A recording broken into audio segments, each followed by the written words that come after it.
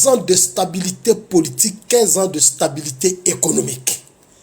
Son Excellence Alassane Ouattara, le seul Coupe d'Afrique, regardez.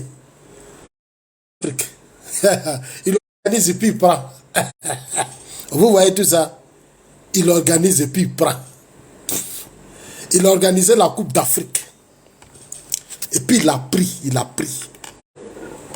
Il était Premier ministre. Il a donc Coupe d'Afrique en Faux-Boigny. 2 coupes, ça dit lui c'est 3 coupes d'Afrique. 3. Les gens parlent. Moi je ris. 2025 là, ce sera bilan contre bilan. Même si c'est coup d'état, rébellion, il n'y a pas quelqu'un. 2025 là, ça sera bilan contre bilan. Bilan contre bilan. 15 ans de pouvoir, 15 ans de stabilité. Stabilité politique, stabilité économique. Qui dit mieux? Ils n'ont qu'à venir vont parler, qui dit mieux? On leur a donné un pays ici. On leur a dit, ils les ont fait quoi? Je vois les cyberactivistes. Il y a... Ça dit... Après insulter les mamans là. Vous savez, si c'est insulter maman là, dans ce dossier là, on confie ça à Yaka. Maintenant, tu sais, chez nous, on a tout maintenant. Tout ça, c'est pour Yaka qui gère ça. Il y a trop confiance à Yaka pour ce dossier. Voilà. Nous, on gère maintenant tout ce qui est politique. Voilà. On gère tout ce qui est politique. Les gens parlent. C'est quoi? Nous faire le bilan de Gbagbo. Quand vous faites vos vidéos là, dites-nous, voilà quand Gbagbo a pris le pouvoir, il a fait route, il a fait pont. Quand Gbagbo a cédé au pouvoir d'État, qu'est-ce qu'il avait dit? Je vais construire des universités, je vais faire changer la vie des paysans, je vais faire ceci, je vais faire cela. Est-ce qu'il avait? Est-ce qu'il a fait? Rien n'a été fait. Rien. Gbagbo n'a rien fait, rien. Vous aimez Gbagbo là, c'est à vous que je parle. Hein. Il a été un échec pour l'histoire de la Côte d'Ivoire. Un échec. Un échec. Laurent Gbagbo a été un échec de l'histoire de la Côte d'Ivoire. On sait comment il est arrivé au pouvoir. C'est par coup d'État. Il a déstabilisé.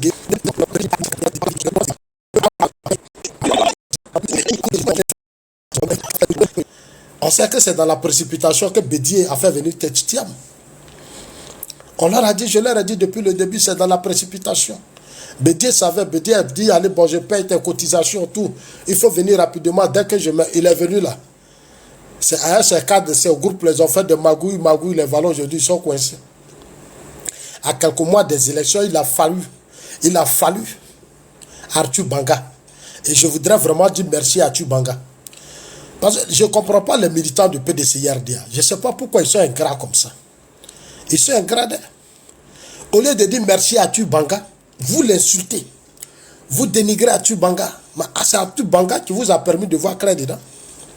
Moi, il y a des militants du PDC qui m'ont appelé pour dire, Azasso, tes points, c'est tout ce que tu disais là. J'ai dit, mais c'est ce qu'Arthur Banga a dit. Je vous ai dit que Thiam ne remplit pas les conditions. Thiam n'a pas encore renoncé à sa nationalité française. Parce que c'est avec la nationalité française que lui, il a été à la tête de Crédit Suisse, des grandes banques françaises et autres. Parce qu'il a la nationalité française. Donc, il est français. Maintenant, s'il change et puis il prend la nationalité ivoirienne, ça aussi c'est un match. Hein. Donc, il faut qu'il soit sûr. Ah oui, Thiam est en train de regarder. Est-ce que le président Ouattara sera candidat? Mais comme nous, le président Ouattara est tellement fort, on dit non, il va parler demain. Il ne va pas parler demain. Ça a mis la pression sur le PDCI. Le PDCI calculait. Si le Prado n'est pas candidat là, eux là, ça les arrangeait. Donc, au PDCI, il y a des amis du PDCI qui m'ont appelé et dit, mais ça c'est quand est-ce que le président Ouattara va mettre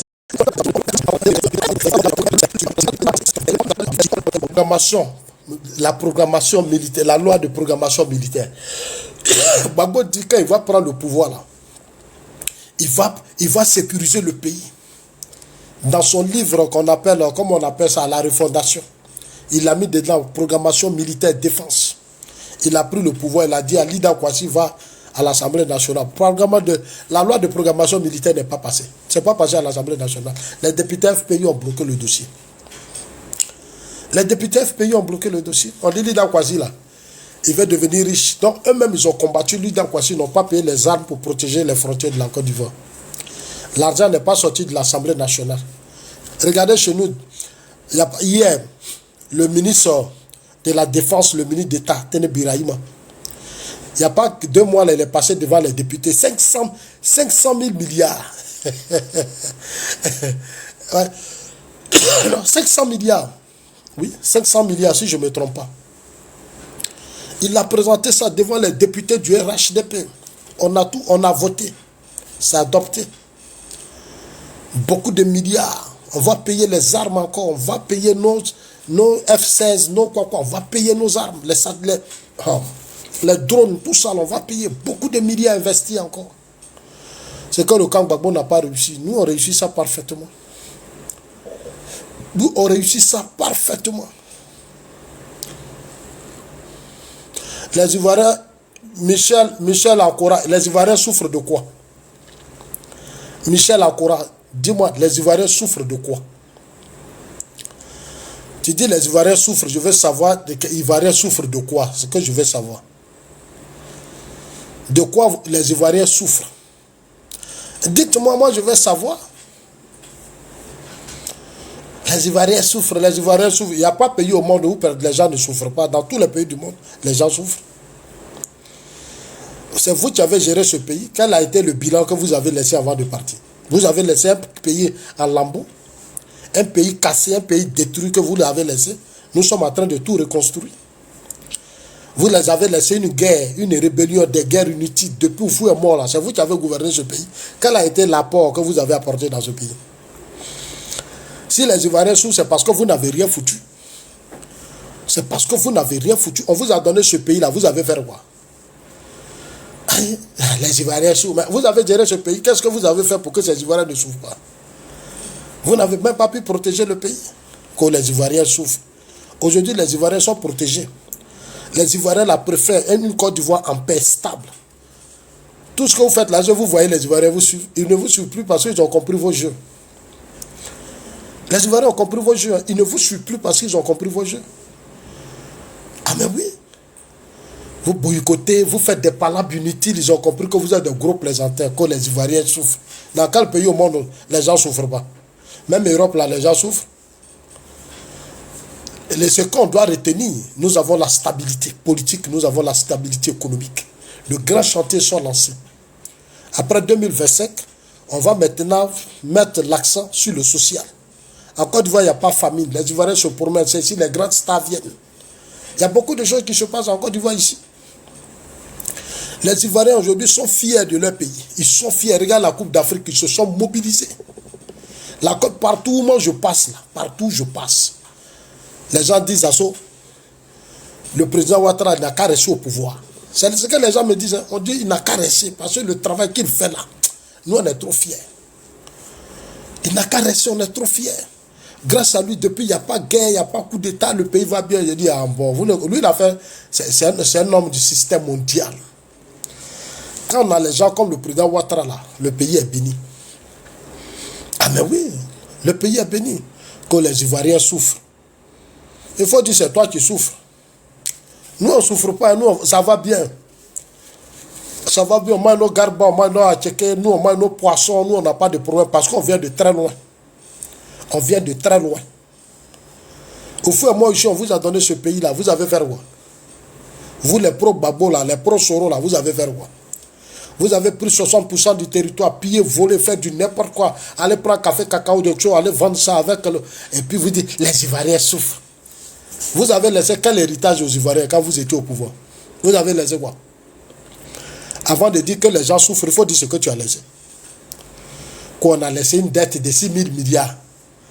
C'est ce que le ministre Adjoumani a dit, qui va payer la dette? C'est nous qui payons aujourd'hui la dette. C'est nous qui payons la dette, 6 000 milliards que vous avez laissé là. Vous avez fait quoi? Vous avez fait quoi les 6 000 milliards? À part chercher les femmes, faire du n'importe quoi, vous avez fait quoi? Vous n'avez pas protégé le pays, vous n'avez rien fait quoi? On a laissé 6 000 milliards. Aujourd'hui, la dette est temps. Ils ne connaissent même pas ce qu'on appelle une dette. Des ignorants comme ça. Vous avez pris le pouvoir, arraché le pouvoir à Gueye. Mais quand Gueye... Mais attendez, vous savez ce qui s'est passé? Vous avez promis aux étudiants, on va construire une université, on va faire ceci, on va faire cela. Vous n'avez rien foutu parce que vous n'avez pas eu crédit. Les Blancs n'avaient pas confiance à vous. Les gens n'ont pas confiance à vous. Comment ils vont vous donner votre crédit? Leur crédit. On a donné 50 milliards, Babo, crédit de 50 milliards Banque mondiale pour nettoyer Abidjan. L'argent, les refondateurs ont bouffé.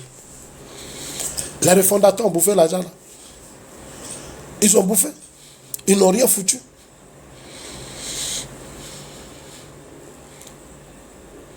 Ils ont bouffé l'argent, ils n'ont rien foutu. Non, Ouattara prend crédit. Ouattara prend crédit. Mais ça, c'est des boursages qui raisonnent comme ça. On a hérité d'un système chaotique. Depuis où Oufou est mort, c'est désordre dans le pays. Il n'y a pas eu d'infrastructure, rien. On hérite de ça. Mais on doit aller prendre le crédit. Parce que ce qu'on a là, c'est pour payer les fonctionnaires seulement. Mais si on finit de payer les fonctionnaires, on ne peut plus faire les routes. Par nos café cacao, on ne mange pas.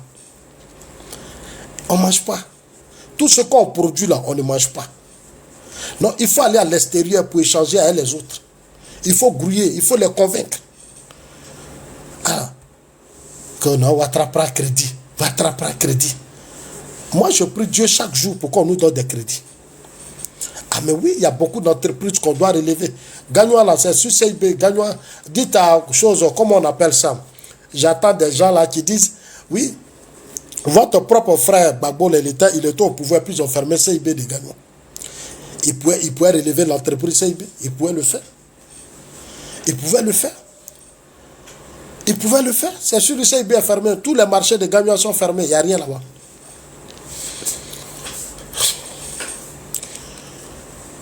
Ouattara prend crédit. Ouattara, voilà votre frère. S'il avait pris crédit là, voilà ça. On dit partout où je passe, on dit de faire goudron. Les gens ne savent pas que goudron est cher, voilà. Aujourd'hui, nous, on fait goudron. On a bitumé, en tout cas, la Côte d'Ivoire, combien de kilomètres de route on avait? Mais c'est grâce au crédit. On a formé des cadres, on est en train de former des générations qui vont rembourser ça. On est en train de se battre. On va encore rembourser. En tout cas, moi, je suis un patriote. On va rembourser, on va se mobiliser, toujours rembourser ces dettes-là. On va bosser pour rembourser. Il faut que le président prenne beaucoup. Là, on va continuer de faire les routes, les ponts, les universités, continuer d'organiser notre armée, investir des milliards dans notre armée. Mais c'est de ça qu'il s'agit. En tout cas, moi, je suis pour la dette. On va prendre bien. Les Américains ont pris, les Russes ont pris, les Chinois ont pris, les Français ont pris. Nous, on va prendre. On va prendre, c'est notre argent, nous tous. L'argent ne peut pas être versé là-bas, puis on va rester assis là. Il n'y a pas route, il n'y a pas école, il n'y a pas université, il n'y a rien. Combien d'Ivoiriens qui travaillent dans ce pays?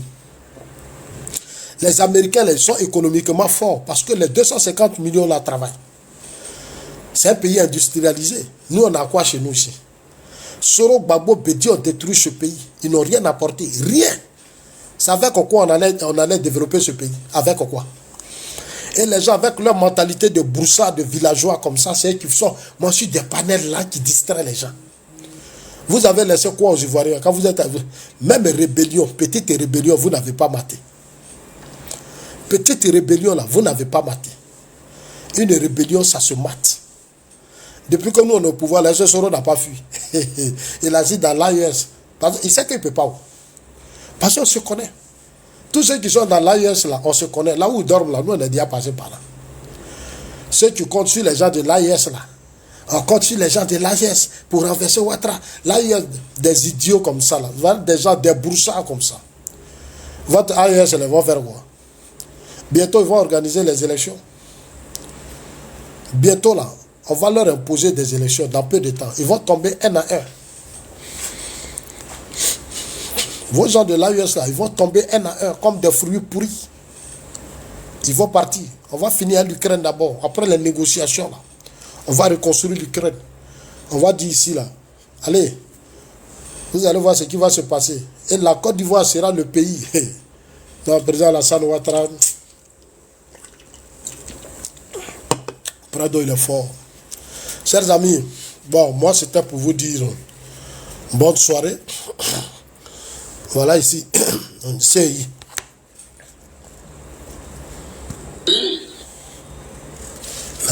Là, combat maintenant, c'est CI. Le seul combat aujourd'hui, c'est CI. Voilà, c'est quoi ça? La CI ne fait que ramasser les résultats de vote des Ivoiriens pour venir les donner au Conseil constitutionnel pour que le Conseil constitutionnel la proclame. Donc, parce que ce n'est pas la CI qui vote, c'est les Ivoiriens qui votent. On reprend. La CI ne fait que ramasser les résultats des votes des Ivoiriens pour venir les donner au Conseil constitutionnel pour que le Conseil constitutionnel la proclame. Donc, parce que ce n'est pas la CI qui vote, c'est les Ivoiriens qui votent. C'est pas la CI qui vote. La CI ne fait que ramasser les résultats de vote des Ivoiriens pour venir les donner au Conseil constitutionnel pour que le Conseil constitutionnel la proclame. Donc, parce que ce n'est pas la CI qui vote. C'est pas la CI qui vote, c'est les Ivoiriens. Votre parole contre la CI, là, ça répond quoi? Non, on va dissoudre la CI, on va faire ceci, on va faire cela. Voilà, Gbagbo lui-même l'a dit. Si vous êtes dans l'opposition, vous êtes malhonnête. C'est-à-dire il suffit que vous soyez dans l'opposition pour être malhonnête. Vous n'êtes même pas sérieux. Voilà Gbagbo qui parle ici. Il dit que ce n'est pas les Ivoiriens qui votent. La CI, là, elle prend les résultats des élections, c'est fini. Elle ne fait que collecter, c'est tout. C'est les Ivoiriens. Donc cherchez à convaincre les Ivoiriens en 2025. Venez avec votre bilan, c'est-à-dire ce que vous avez fait, bilan, là, envoyez ça. Voilà, au lieu de dire non, l'AIS va faire quoi? L'AIS va faire quoi? L'AIS va faire quoi?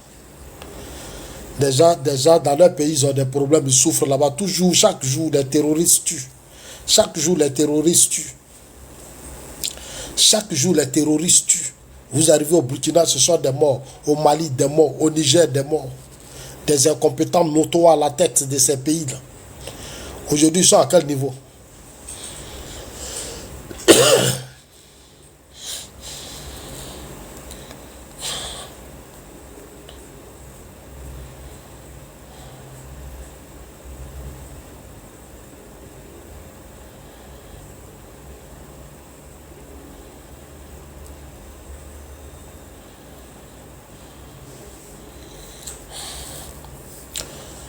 Bon, chers amis, donc on va s'attraper demain. Hein. Il faut que l'Ivoirien soit fier. Nous, les Ivoiriens, on est fiers de notre pays. On est fiers du travail que le président Ouattara fait. On est trop fiers de Prado. Voilà, on est trop fiers de notre pays. Donc, les gars, à demain matin, voilà, Prado fort. Ibrahim, merci. Prado est fort. Prado est fort, il n'y a pas long pour lui. Donc, bonne nuit, puis on est ensemble.